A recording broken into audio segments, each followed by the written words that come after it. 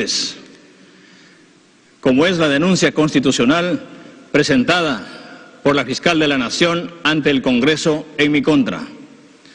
Denuncia inconstitucional e ilegal, sin fundamentos y que carece de toda corroboración y pruebas objetivas. A la asombrosa celeridad de esta denuncia se suma la abierta exhortación que la fiscal de la Nación hace al Congreso de la República, al decirles en su mensaje que ella ya cumplió con su labor y ahora le toca al Congreso hacer lo suyo, poniendo en evidencia la no tan sutil concertación para el complot.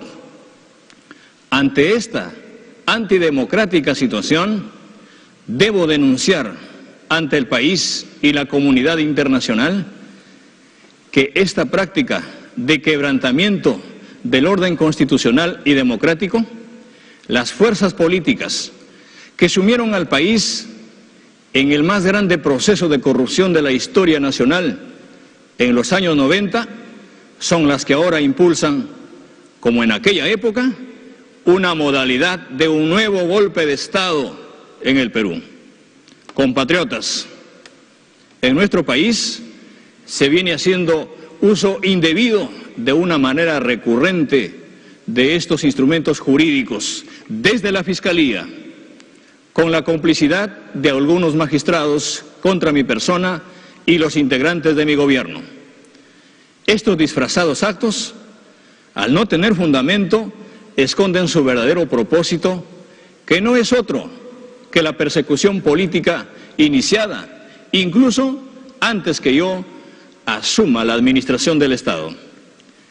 Quieren que yo me vaya para que ellos gobiernen sin haber sido elegidos. Mi elección como presidente de la República significó el acceso al poder de los sectores sociales provincianos y urbanos marginales, por primera vez en la historia del Perú. Fue el sueño hecho realidad de las grandes mayorías nacionales, pero los sectores del dinero, los políticos tradicionales, que siempre medraron de la corrupción, se resisten a aceptar la voluntad popular. Recurren a todos los medios de presión, procesan a funcionarios de mi gobierno, los presionan para arrancarles falsas declaraciones con el objetivo de comprometerme en delitos que nunca cometí. Se está instrumentalizando nuevas formas de tortura psicológica con las detenciones preliminares y presiones preventivas para conseguir acusaciones contra mí y mi gobierno. En este contexto, llamamos a las organizaciones defensoras de los derechos humanos para que intercedan por los detenidos a quienes no se les respeta el esencial derecho a la presunción de inocencia. Como hoy sabemos, la Fiscalía sostiene que la inocencia hay que probarla y que los colaboradores eficaces pueden mentir. En este afán desestabilizador, a los neogolpistas no les importa nada, ni el pueblo, ni la patria, ni la familia. Yo lo sufro en carne propia. Mi hija, mi esposa, toda mi familia han sido agredidas con el único propósito de destruirme, porque no quieren que termine mi mandato. Pero les digo que voy a terminar el periodo que el pueblo me otorgó y voy a entregar el poder al siguiente presidente del Perú el 28 de julio del 2026, no antes. No soy un corrupto, y lo repito hasta el fin de mis días. Todo lo contrario, mi compromiso es el de antes y el de siempre, luchar por terminar con esta lacra que tanto daño hace al país. Sin embargo, si algunos traicionaron mi confianza, que sea la justicia quienes se encarguen de ellos. Desde el 6 de junio del 2021, cuando el pueblo del Perú nos dio su confianza en las urnas y nos ungió como los vencedores de las elecciones, nos reafirmamos con el cambio. En el bicentenario de la República heredamos un país de extremas desigualdades, de discriminaciones escandalosas que no se pueden admitir, de grandes brechas sociales y económicas. En este escenario de nuestra victoria se inició la desestabilización. Inventaron fraudes, contrataron abogados de estudios jurídicos famosos, tiraron al basurero sus falsas filiaciones democráticas y desplegaron todo su poder para anular las elecciones, para impedir el triunfo electoral del pueblo. Algunos sectores políticos de quienes perdieron la elección, sobre todo los que gestionaron el Estado los últimos 30 años y no querían perder sus privilegios, empezaron a esgrimir la cantaleta del fraude electoral sin pruebas. El fraude invocado no se pudo demostrar porque nunca existió. La democracia y la voluntad del voto popular finalmente prevalecieron, triunfaron. Pero continuó con virulencia y son testigos no solo los peruanos y peruanas, sino toda la comunidad internacional. La guerra para deslegitimar mi gobierno, el gobierno del Perú profundo. Se me acusó de comunista, sin fundamento, con odio, con desprecio. Con odio y desprecio no a mí, sino a las mayorías de nuestras poblaciones indígenas, a los provincianos, a los pobres, a los humildes, a los habitantes de los distritos, de los centros poblados, de las comunidades. Como se nos acusó de comunistas, dijeron que íbamos a expropiar no solo las minas, empresas, sino las casas particulares, que íbamos a destrozar la estabilidad macroeconómica. La realidad demostró que no somos comunistas, que tenemos un manejo muy responsable de la economía, que hemos mantenido la estabilidad macroeconómica, pero en realidad muestra también que queremos una economía cuyos resultados favorezcan a todos, especialmente a las clases medias y a los pobres, a los emprendedores, que adicionalmente son los que más han sufrido los efectos de la pandemia. Creemos y aplicamos una economía social de mercado, con mejor distribución y equidad social. Ese es el camino para la cohesión nacional. Luego se nos dijo terroristas, y cuando demostramos nuestro profundo y tajante compromiso con la lucha contra el terrorismo, buscaron nuevos motivos para impedir y bloquear la gobernabilidad. Entonces, se puso la siguiente estrategia: la de demolición de la imagen presidencial. Las pruebas de la instrumentación política de la justicia ya son obvias, irrefutables. La propia acusación constitucional de la fiscal de la Nación lo demuestra por su orientación manifiestamente anticonstitucional, pues siendo incompatible esa denuncia con el artículo 117 de la Constitución. Ahora el Congreso quiere cambiar ese artículo para poder instrumentalizar la nueva modalidad del golpe de Estado, pidiendo al Tribunal Constitucional una interpretación distinta a su letra, es decir, antijurídica y anticonstitucional. Desde la Fiscalía y con ciertas empresas de comunicación y prensa, así como con algunos periodistas y como comunicadores convertidos en verdaderos agentes políticos de pantalla, con libretos monocordes que los hacen verdaderos operadores políticos, quieren renunciar a su labor y su deber de informar con imparcialidad.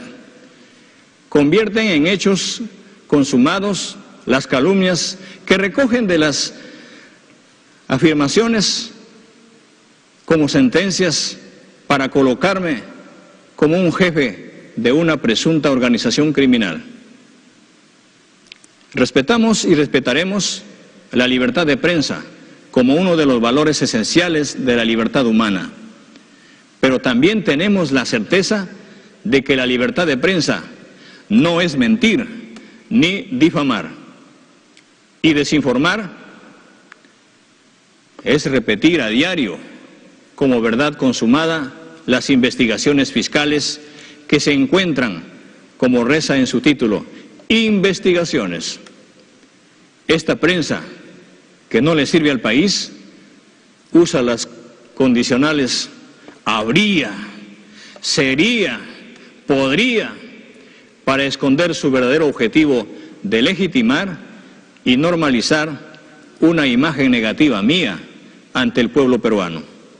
Todos los peruanos y peruanas han sido testigos que todos los días, sin descanso, solo se han ocupado de Pedro Castillo como un presunto criminal más, como un presunto delincuente más, llegando al extremo de pretender callar a todas las voces, incluidas las de los ministros de Estado, que ponen en evidencia su plan siniestro y antidemocrático.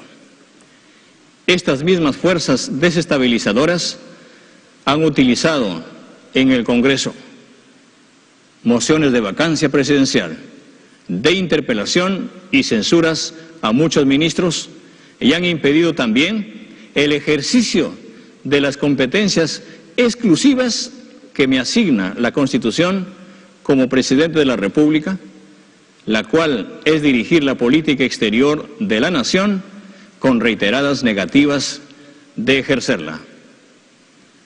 Aunque sin éxito, generan inestabilidad e ingobernabilidad, porque seguimos impulsando los cambios que el país necesita. Estos congresistas vacadores repiten el libreto de calumnias que extraen de sus presuntos colaboradores eficaces, que jamás van a poder probar los hechos que narran, porque son falsos. En esa convicción, la crisis política debe solucionarse con el diálogo, abandonando los arrestos golpistas, respetando la democracia, propiciando un acuerdo nacional para la estabilidad de la democracia y el Estado de Derecho.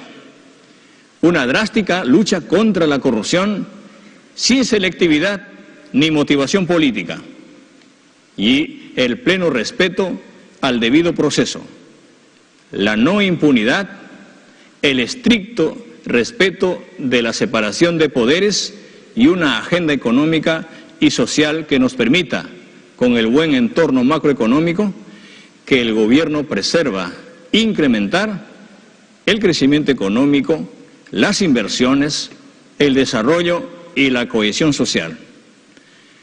Frente a estos actos lesivos que socavan la institucionalidad democrática, el Estado de Derecho, la gobernabilidad y el desarrollo económico del país, y teniendo en cuenta que en los últimos meses han venido ocurriendo en el Perú una sucesión de hechos y situaciones generadas por parte del Poder Legislativo, del Ministerio Público y de otros organismos públicos, que en abierta contradicción con las disposiciones constitucionales y las normas que regulan la separación de poderes propia del Estado de Derecho, y que han configurado un proceso distinto a promover esta nueva modalidad de golpe de Estado, cuya desactivación y control precisamente inspiraron hace unos años la redacción de los artículos 17 y 18 de la Carta Democrática Interamericana, como mecanismo preventivo para la defensa de la democracia y evitar una ruptura constitucional. Recurrimos a ella. Por ello, llamamos al diálogo y lo asumimos, y tal como entregamos al Congreso de la República el documento de consenso por el Perú, lo hacemos ahora porque es la responsabilidad que nos pone la historia. Es así que mi gobierno ha solicitado ante la OEA la activación y la aplicación de la Carta Democrática Interamericana para iniciar un proceso de consultas con todas las fuerzas políticas, los poderes del Estado y las fuerzas sociales, para encontrar, con los buenos oficios de la comunidad internacional, un camino que impida una grave alteración del orden democrático en el Perú. Y por otro lado, un consenso básico para combatir drásticamente la corrupción, con separación e independencia de los poderes y un acuerdo democrático y social para enfrentar juntos las demandas de las grandes mayorías nacionales. Muchas gracias. Muy buenas noches.